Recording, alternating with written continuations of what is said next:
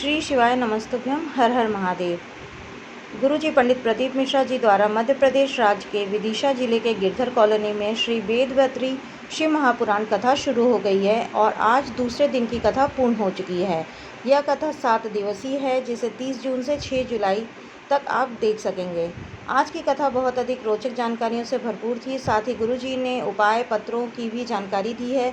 साथ ही साथ गुरुजी ने सावन में आपको कौन से 4 उपाय करना है उसकी जानकारी भी दी है। गुरुजी ने गुरु पूर्णिमा महोत्सव अवसर पर सीहोर कुबरेश्वर धाम में होने वाली शिव महापुराण कथा की भी पूरे कार्यक्रम की जानकारी दे दी है। साथ ही लखनऊ में भी एक शिव महापुराण कथा होने वाली है। आज की कथा की पहली विशेष जानकारी में गुरुजी ने कहा कि 35 करोड़ रोम क्षेत्र भगवान ने देकर आपको इसलिए भेजे हैं कि आप उनसे कितनी बार भगवान का नाम जाप कर सकते हैं।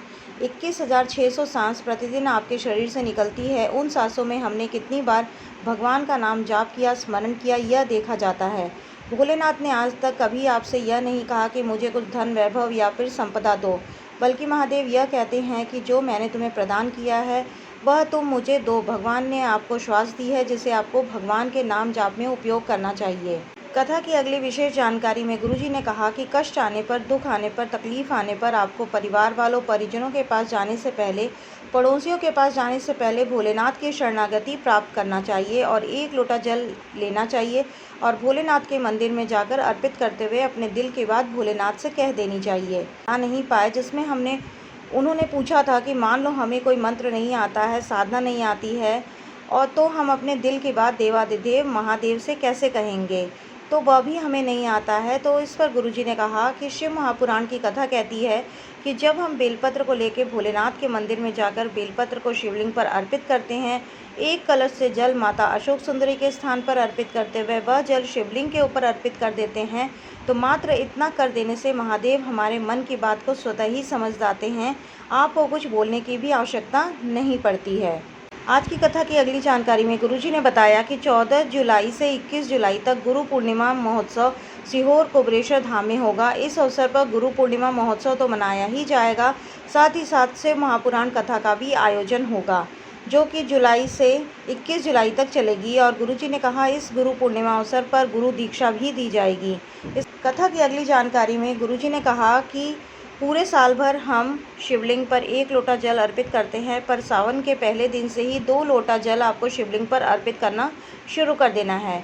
यह नियम सभी को अपने जीवन में धारण करना है।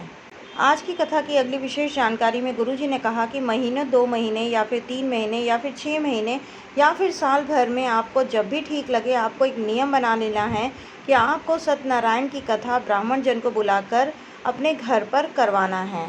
इससे आपके जीवन को सार्थकता मिलती है। गुरुजी ने कहा सावन में जल चढ़ाने से ज़्यादा आपको ध्यान मंदिर में सफाई के कार्य में भी देना है, क्योंकि अब पानी गिरेगा, मंदिर के अंदर कीचड़ आ सकता है, मिट्टी आ सकती है, तो आपको निर्वाल उठा के उसे विसर्जन में रख देना है या फिर किसी गड्ढे में खाद के रूप में डाल देना है। साफ़ सफाई का ध्यान देना है और यह ध्यान आपको ही रखना पड़ेगा। जैसे आप भोलेनाथ के मंदिर में साफ़ सफाई करेंगे वैसे ही भोलेनाथ आपके जीवन से दुख, तकलीफ़ और कष्टों को दूर कर देते हैं। आज की कथा की अगली विशेष जानकारी में गुरुजी ने कहा अगर आप काशी नहीं जा पा रहे हैं, कुबरेश्वर धाम नहीं जा पा रहे हैं, केदारनाथ जी नहीं जा पा रहे हैं, तो आपको निराश नहीं होना है। आप अपने घर के नज़दीक में ही जहाँ पर जल चढ़ाने जाते हैं, सावन में आपको 2 कलश का जल लेकर आपको भोलेनाथ के मंदिर में जाना है और मन में ही बोलना है मैं काशी विश्वनाथ नहीं आ पाई, केदारेश्वर नहीं आ पाई हूँ, घृणेश्वर नहीं आ पाई हूँ, तो मैं यहाँ से ही आपको जल अर्पित कर रही हूँ और आपको वहाँ से यहाँ आकर यह जल स्वीकार करना है। और गुरुजी ने कहा कि वह अवश्य करेगा। अगली जानकारी में गुरुजी ने बताया कि जिस बहन को वर्षों से संतान का सुख प्राप्त नहीं हो रहा है, 19-20 वर्ष हो गए हैं, संतान नहीं हो रही है, तो उसे इस सावन में विशेष तरीके से शिवलिंग पर जल अर्पित करना है। आपको अपने घर से ही कलश में जल भर लेना है। जल से भरे हुए 2 कलश आपको लेना है और लेने के बाद आप अपने घर का जल लेके आपको भोलेनाथ के मंदिर में जाना है और घृणेश्वर महादेव का नाम लेते हुए, तुम्बकेश्वर महादेव का नाम लेते हुए 2 कलश का जल एक साथ शिवलिंग पर आपको अर्पित करना शुरू कर देना है। पूरे सावन में आपको यह नियम बना लेना है। इस प्रकार से महादेव के विशेष नाम लेते हुए आपको शिवलिंग पर जल अर्पित करना है। गुरुजी ने कहा कि सावन पूर्ण होने से पहले ही भोलेनाथ का आपको आशीर्वाद अवश्य प्राप्त होगा।